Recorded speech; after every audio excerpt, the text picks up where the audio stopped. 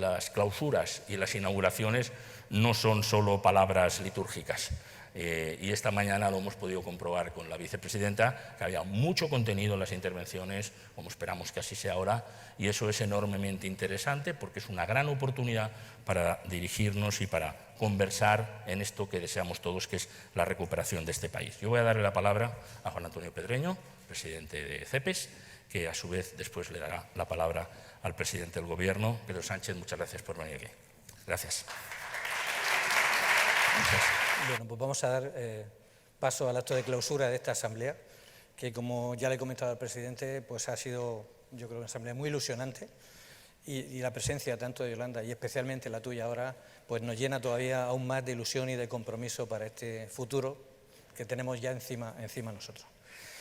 Presidente del Gobierno de España, estimado amigo Pedro Sánchez, es una enorme satisfacción y un motivo de orgullo para todas las entidades que componen nuestra confederación, que nos acompañes en este acto de clausura de la 29ª Asamblea General de CEPES.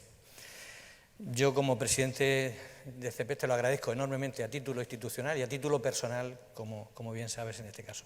Este año tiene muchos retos, muchos hitos por conseguir y que estés aquí nos ilusiona especialmente.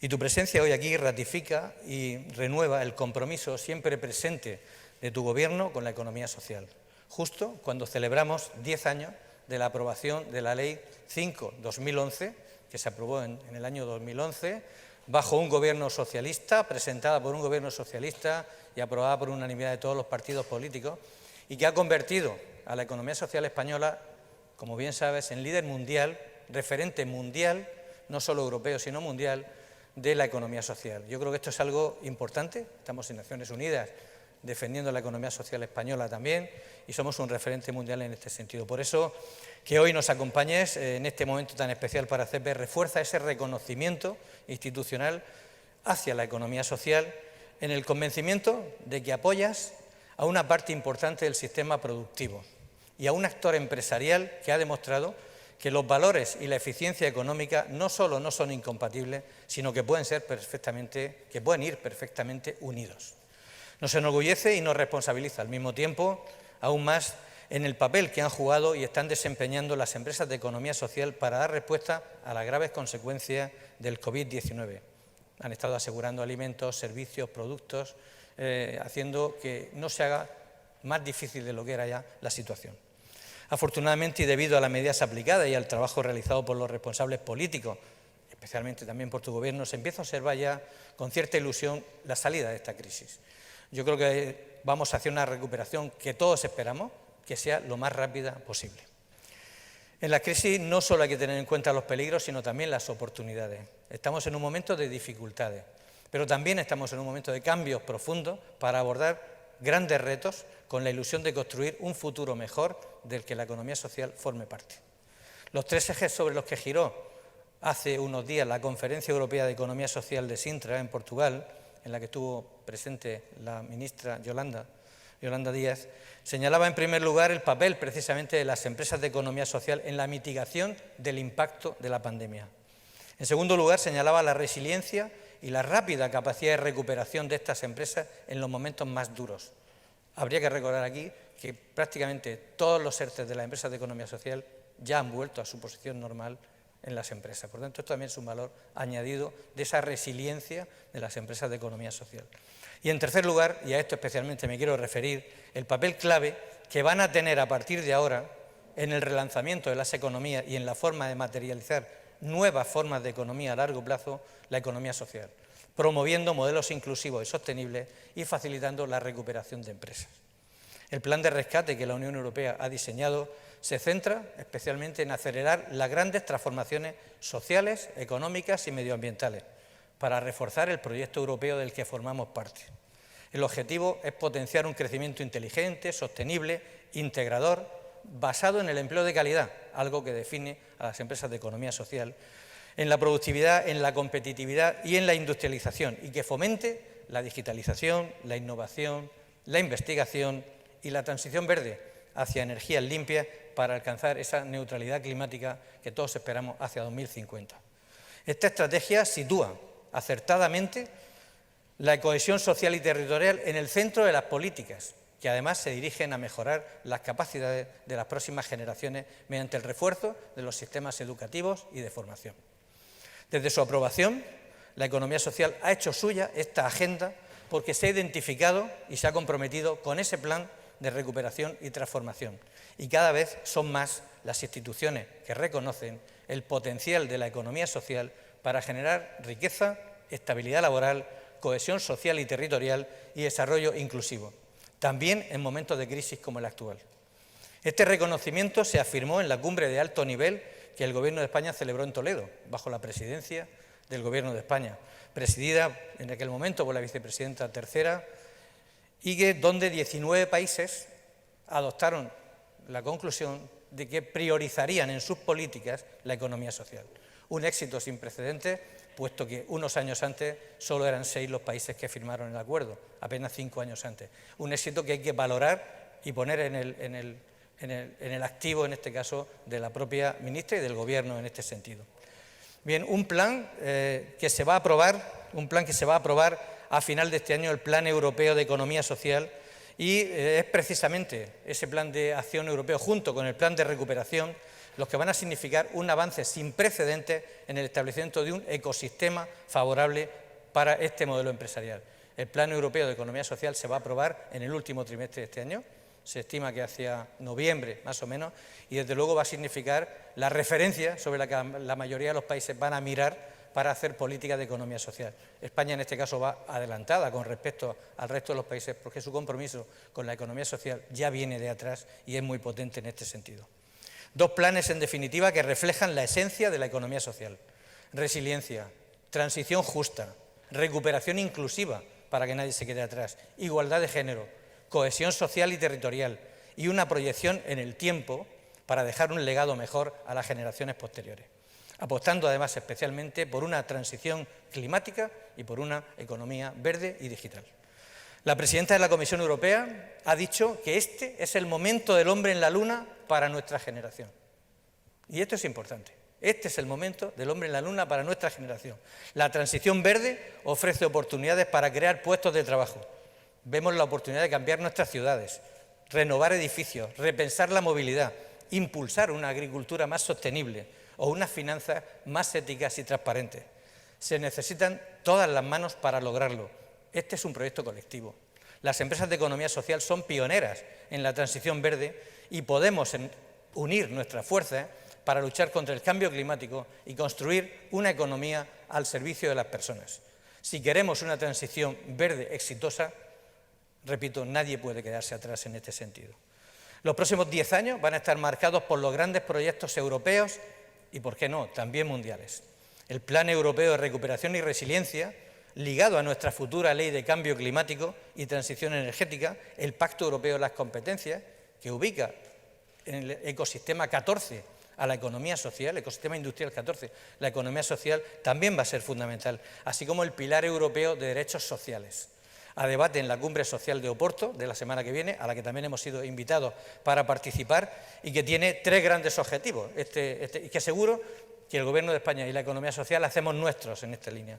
El primero es que de aquí a 2030, al menos el 78% de la población entre 20 y 64 años tengan un empleo. Y yo añadiría un empleo de calidad, que sería importante. El segundo, que el 60% de las personas adultas participen en un proceso de formación continua para asegurar la competitividad de las empresas en las que están y la mejora de las cualificaciones de cada una de las personas. Y en tercer lugar, que de aquí al 2030 podamos sacar de la pobreza o de la exclusión a 15 millones de personas. Además, las empresas de inserción, los centros especiales de empleo, cooperativas y otras formas empresariales, aquí tienen mucho especialmente que decir. Las organizaciones y las empresas de la economía social española quieren ser el agente que se espera de ellas. Hemos hecho en el entorno de CEPES el mayor ejercicio de alianza y de intercooperación para ser uno de los pilares sobre los que reconstruir España, apoyando la innovación social y su difusión a través del territorio. Hemos adquirido la responsabilidad de presentar al Gobierno un proyecto integral con un enfoque ligado a las regiones y a los territorios para la recuperación y la transformación. Un proyecto con una visión multisectorial y de cohesión social y territorial con el objetivo de contribuir a una España moderna, inclusiva y sostenible. Lo hemos propuesto porque lo consideramos necesario. La creación de un ecosistema de economía social, como se observará en la siguiente pantalla, que es una imagen de toda España con el efecto de los proyectos nuestros, conecta territorios que a su vez se refuerzan mutuamente potenciando las sinergias. Transformación digital en la industria, economía social de plataformas digitales, economía circular y sostenibilidad en la automoción, economía de los cuidados, cooperativas agroalimentarias digitales y sostenibles, recuperaciones de empresas, generación de consumidores de energía renovable, economía circular, etcétera. En definitiva, un proyecto que pretende la creación de más de 14.000 empleos directos, el mantenimiento de más de 100.000 empleos directos y 10.000 empleos inducidos a través del sector de la industria. Y por un importe, una inversión global, y ahí estaría la participación de la economía social, de 2.000 millones de euros. Queremos que el proyecto funcione como ese gran ecosistema integrado de alto impacto en una gran parte de la geografía española. Queremos aprovechar esas oportunidades a que me refería al principio y que las empresas de economía social constituyan, en definitiva, una de las prioridades de inversión para generar un crecimiento inteligente, sostenible e integrador. Estoy convencido, presidente, que en la apuesta del Gobierno de España se contemplará el papel de la economía social, que está formando parte de las grandes iniciativas que desde el Gobierno de España y desde Europa buscan un modelo de crecimiento que garantice la creación de empleo de calidad, crecimiento económico inclusivo y que al mismo tiempo respete los límites del planeta. Ahí el Gobierno de España siempre va a encontrar a su lado a CEPES y a las millones de personas que cada día trabajamos por la economía social y en general por nuestro país. Muchísimas gracias. Buenos días. En primer lugar, muchísimas gracias, Manuel, por tus palabras. Gracias también al presidente de CEPES, a Juan Antonio, por sus palabras y por su invitación a poder clausurar esta asamblea, a los miembros de la Junta Directiva de CEPES, también a todos los miembros de CEPES que nos acompañan presencialmente en este maravilloso Círculo de Bellas Artes de Madrid y, sin duda alguna, como bien comentaba antes Manuel, a todos aquellos que nos están siguiendo a través de las redes sociales y por streaming.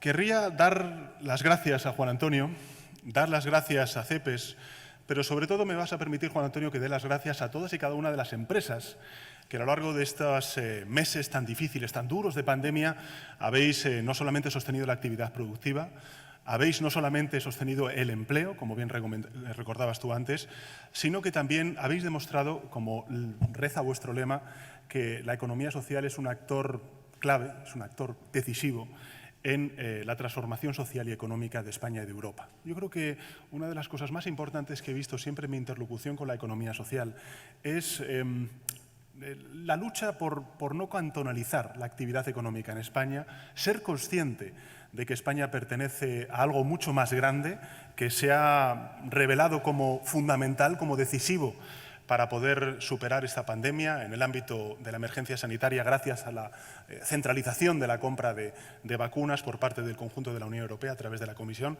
o también a través de la recuperación económica social con esa gran transformación a la que estamos abocados, que es ese acuerdo que logramos el pasado mes de julio del año 2020 y que es efectivamente histórico. Histórico como lo fue la creación del mercado único, histórico como lo fue la incorporación de España a la Unión Europea junto con nuestro vecino Portugal, histórico como lo fue también la creación de la moneda única. Hoy todavía no somos muy conscientes de ello porque estamos viendo el inicio de este gran plan de recuperación, transformación y resiliencia, pero evidentemente es sin duda alguna una de las grandes aportaciones, de las grandes lecciones y veremos muchas más.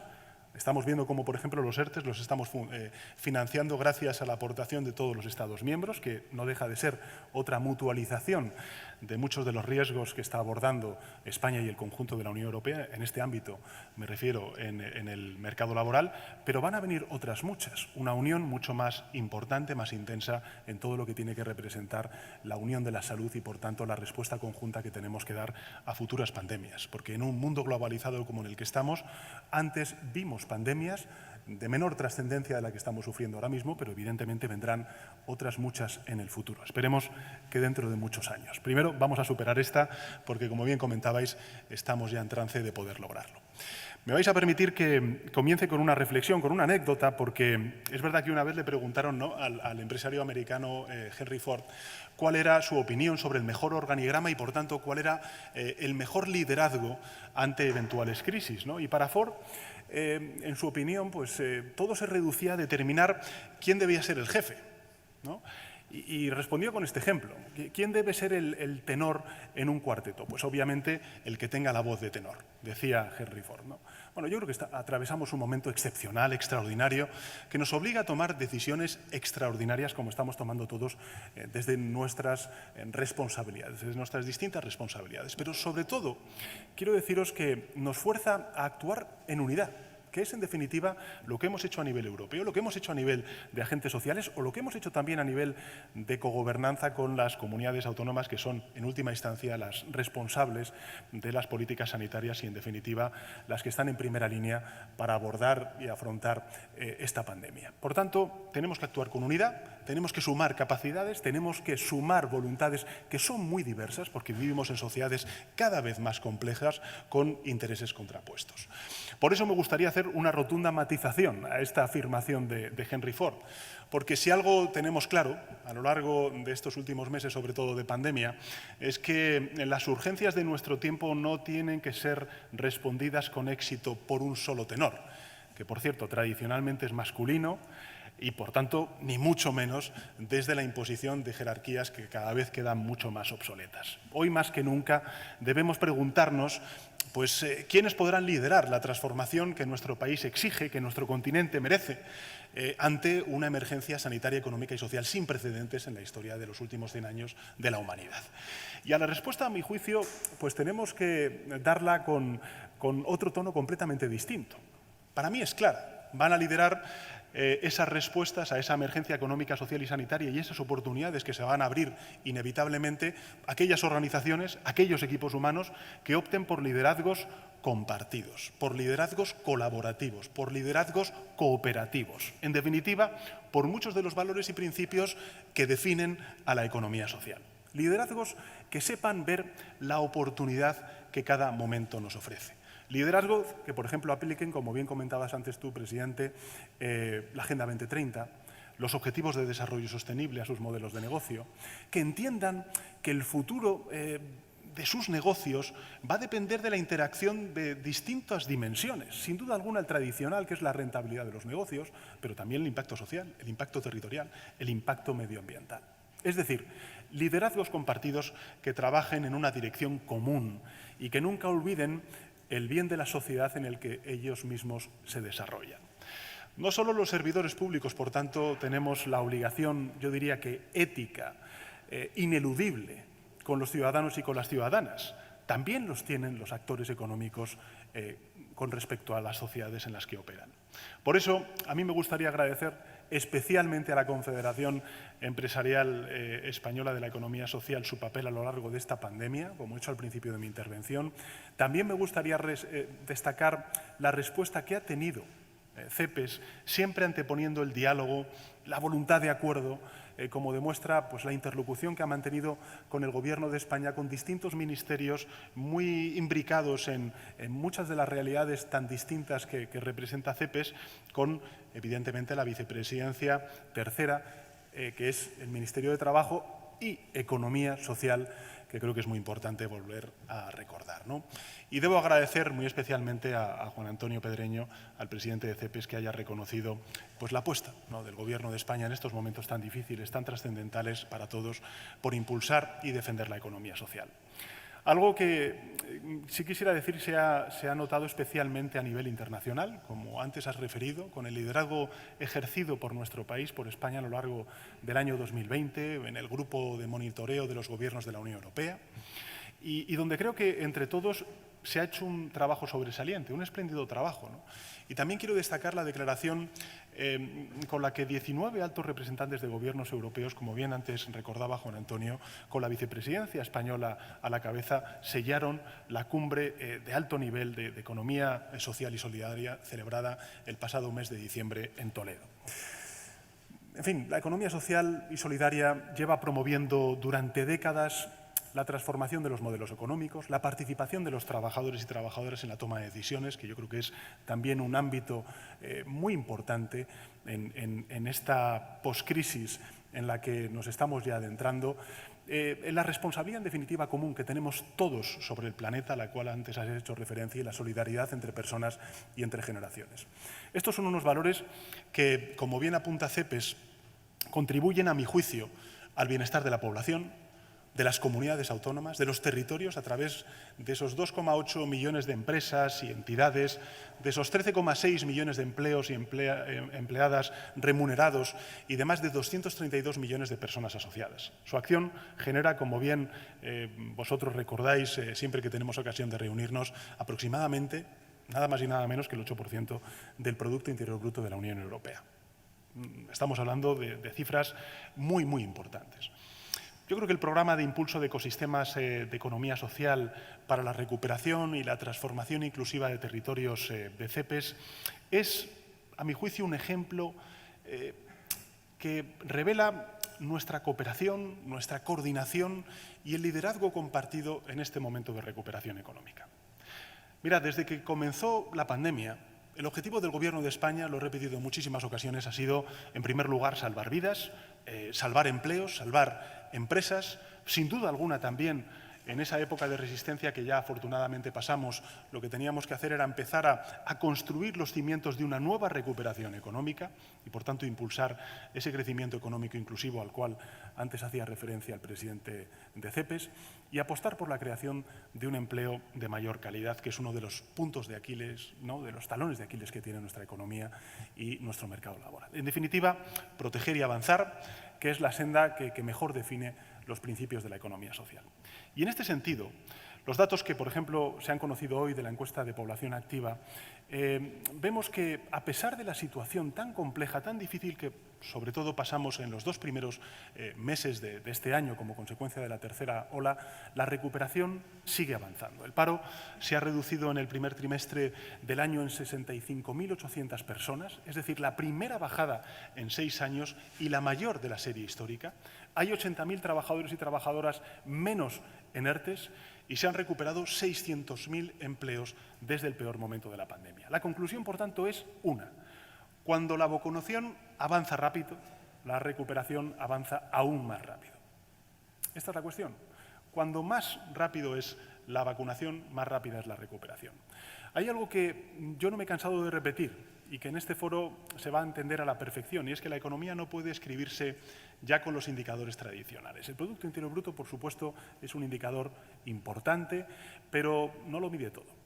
Si destruimos el planeta, si se elevan los niveles de desigualdad social y territorial, como antes se ha hecho referencia, si no creamos oportunidades para nuestra gente joven que la necesita, y en particular en un país como el nuestro que tiene una inadmisible tasa de paro juvenil, si no avanzamos en igualdad de género, pues la riqueza de un país queda en entredicho.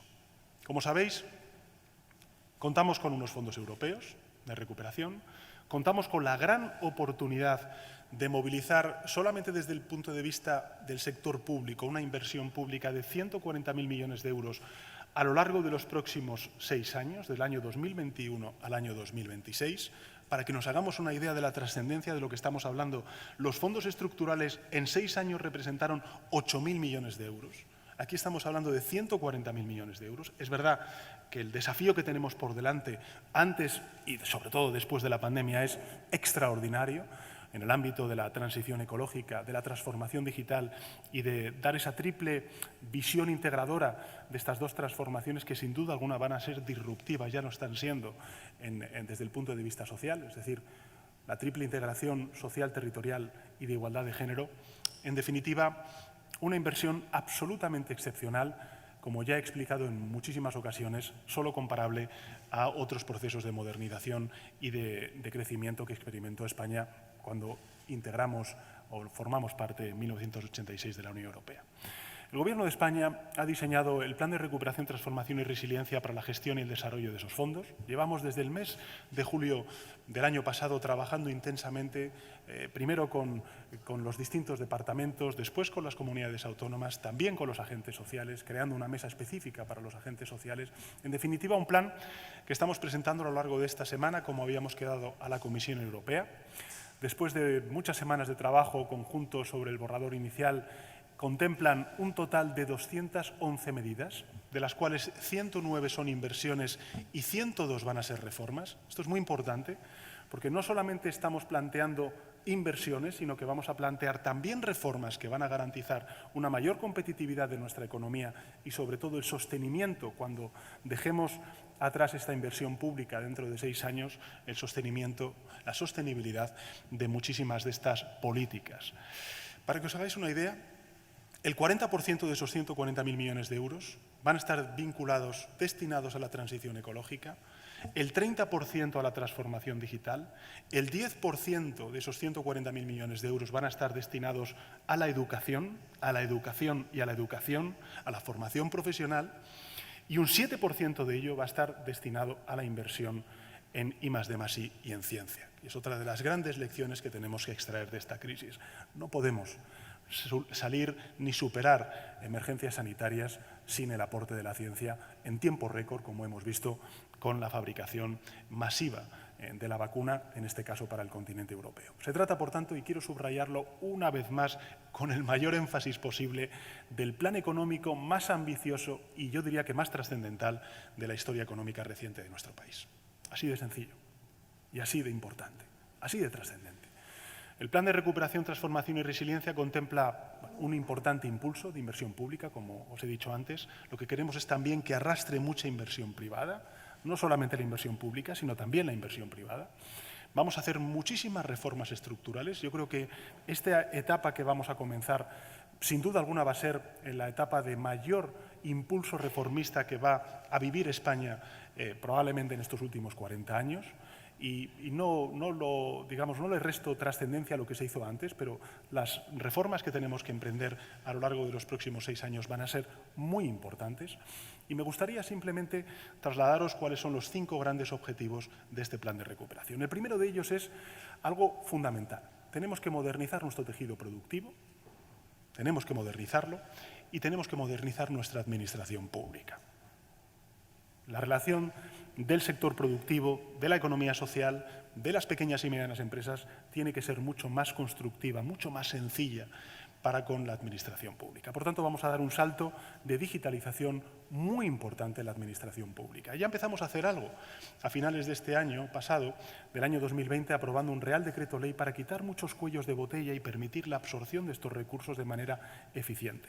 Pero vamos a dar un salto muy importante en la modernización del funcionamiento de la administración pública. Junto con ello, lo que tenemos que hacer es aumentar la productividad y, por tanto, el crecimiento potencial de nuestra economía. Y eso tiene mucho que ver con la formación profesional, con la educación y también con una modificación de nuestro sistema educativo y de nuestro sistema de universidades. En tercer lugar, tenemos que impulsar la capacidad de crear empleos de calidad en todo el territorio nacional. Quiero deciros con esto que para nosotros ha sido fundamental la perspectiva de la cohesión territorial y, por tanto, la igualdad, viva donde viva cualquier compatriota, en cualquier rincón de nuestro país, la igualdad de oportunidades respecto a cualquier otra persona que viva, por ejemplo, en la ciudad de Madrid. En cuarto lugar, reducir las brechas sociales. Estoy pensando sobre todo en la solidaridad intergeneracional de la gente más joven. Reducir las brechas de género, el 51% de la población. Las mujeres son, de nuevo, por desgracia, una vez más, las que están sufriendo con mayor intensidad las consecuencias de esta pandemia. Lo vemos, por ejemplo, en las tasas de actividad o las tasas de ocupación de la población femenina. Lo que tenemos que hacer también es impulsar, en quinto lugar, una economía verde mientras se avanza en la lucha contra el cambio climático y la protección de la biodiversidad. Lo ha dicho antes Juan Antonio, el presidente de CEPES. Estamos a punto ya de aprobar nuestra ley de economía, de cambio climático. Hace muy pocos meses aprobamos la estrategia de economía circular, donde yo creo que España tiene un enorme potencial de desplegar oportunidades de empresa y de empleo en la economía de los residuos, en la gestión de los residuos, en el reciclaje. Y vamos también a aplicar ese plan siguiendo, como os he dicho antes, esas grandes transformaciones horizontales, es decir, la transición ecológica, la transformación digital, la perspectiva de género y también la cohesión social y la cohesión territorial. Y yo creo que además esto sintoniza perfectamente con los planes de CEPES y con la filosofía de CEPES y con los objetivos que os habéis fijado. El plan está en marcha. Por eso presentamos unos presupuestos generales del Estado que contemplan ya una inversión de 27.000 millones de euros en línea con el plan. No hemos querido esperar a que nos llegaran los recursos económicos de Europa. Ya estamos desplegando algunas de estas partidas. Si veis, por ejemplo, el orden de aprobación en los distintos consejos de ministros, hemos ido ya incorporando transferencias a determinadas políticas que claramente están ya consignadas al Plan de Recuperación, Transformación y Resiliencia. Sin ir más lejos, hace 2 semanas aprobamos una transferencia a las comunidades autónomas nada más y nada menos que de 600 millones de euros para reforzar la economía de los cuidados, en donde, lógicamente, vosotros y vosotras pues, tenéis también una presencia muy importante de empresas vinculadas con todo lo que tiene que ver con la economía de los cuidados. Pero hace menos de un mes aprobamos también una partida de más de 200 millones de euros para, desde el punto de vista de la cohesión territorial, empezar a impulsar políticas vinculadas con el agua, con el saneamiento de agua, en definitiva, con cuestiones más territorializadas, ¿no? En fin, nuestro deseo es que tengan cuanto antes un impacto directo en la economía real estos recursos económicos que nos van a llegar de Europa, que nosotros estamos ya anticipando, porque están consignados en los presupuestos generales del Estado, para que sea la recuperación pues, percibida lo más pronto posible por todos los actores económicos y también, lógicamente, por nuestros ciudadanos. Las estimaciones que hacen los servicios técnicos del Ministerio de Economía son muy importantes, del impacto que puede tener sobre el crecimiento económico y la creación de empleo este plan de recuperación. El PIB puede aumentar en torno a 2 puntos adicionales al año a partir del año 2021. Se pueden generar más de 800.000 puestos de trabajo vinculados con la transición ecológica, con la transformación digital, etcétera, etcétera, etcétera, con la reindustrialización de nuestro país, porque esto también es muy importante. Tenemos que sacar y extraer lecciones sobre todo de los primeros meses de la pandemia, cuando había una carestía absoluta en el acceso a mascarillas, a respiradores, en definitiva, todo lo que tiene que ver con la autonomía estratégica y la reindustrialización de nuestro país y de nuestro continente va a ser otra de las tareas que vamos a tener por delante durante los próximos años. Y yo creo que además España puede alcanzar, gracias a esta autonomía estratégica, una mayor cohesión territorial, dando más oportunidades a las zonas rurales, porque efectivamente vamos a tener que repensar, las grandes corporaciones también, pero también los sectores productivos, cómo relocalizar mucha de esa actividad que se deslocalizó hace ya muchos años a otros continentes y que se ha devenido en una suerte de debilidad a la hora de hacer frente a emergencias sanitarias como las que hemos vivido, ¿no? Por tanto, el Gobierno de España, ¿cómo concibe este plan? Pues lo concebimos como un plan de país. Y esto yo creo que es muy importante también que lo sepáis. Este no es el plan del Gobierno de España, este es un plan de país. Esa es nuestra ambición, que sea un proyecto compartido, que comprometa a todas las instituciones públicas, a todas las fuerzas políticas, a todos los actores económicos y sociales y al conjunto de la ciudadanía en general. Un proyecto que requiere de la participación de todos y cada uno de nosotros y hoy os afirmo que CEPES tendrá un papel protagonista en el Plan de Recuperación, Transformación y Resiliencia. Mirad, todas las personas, todas, ya sean trabajadores, autónomos, empresarios, cooperativistas, vivan donde vivan, piensen lo que piensen, tienen ahora mismo un mismo deseo y es salir adelante. Recuperar sus vidas, sus proyectos, su bienestar. En definitiva, avanzar, avanzar y avanzar. Por eso, yo considero que la mejor política económica, sin duda alguna, es tener este plan de recuperación que ya hemos enviado a Bruselas. A lo largo de esta semana vamos a culminar toda la información que tenemos que darle y, en segundo lugar, vacunar, vacunar y vacunar. Soy muy consciente de lo que piensa la ciudadanía. Estamos ante la mayor campaña de vacunación de la historia de la humanidad, realizada desde la máxima movilización de recursos y desde el principio básico de la cogobernanza al cual antes hacía referencia. Una campaña cuyo ritmo, tengo que deciros, y lo digo además con alegría, aumenta día tras día para cumplir el objetivo que se propuso Europa, que asumió España, de llegar al 70% de las personas vacunadas a finales de este verano. Hasta el momento se han entregado ya 17.471.055 dosis. Las comunidades autónomas han administrado ya un total de 15 millones, es decir, más del 85% de las dosis entregadas por parte del Gobierno de España a las comunidades autónomas. Y el porcentaje de población vacunada con pauta completa, es decir, con las 2 dosis, es ya de casi el 9% de nuestra población. Vamos a seguir vacunando y vacunando a todos los ciudadanos al mayor ritmo posible. Y ese momento, sin duda alguna, abrirá un tiempo de consolidación definitiva de la recuperación económica en nuestro país. Mirad, el otro día hablando con unos colaboradores, me comentaban que cuando uno teclea en Google, ¿no?, la frase ¿cuándo termina la pandemia?, pues aparecen en torno a 104 millones de resultados. Y los españoles y las españolas lo que quieren saber es cómo acaba la prueba más dura que ha soportado nuestra generación, que es la pandemia. Y la respuesta es que la pandemia se superará tal y como dijimos desde el primer día, con la vacunación. Y la segunda anécdota que os quería contar es que cuando uno teclea la expresión después de la pandemia, pues en Google aparecen muchos más resultados, 360 millones de resultados. ¿Y qué es lo que nos dice? Bueno, pues los españoles quieren saber qué sucederá después de que acabe esta pesadilla.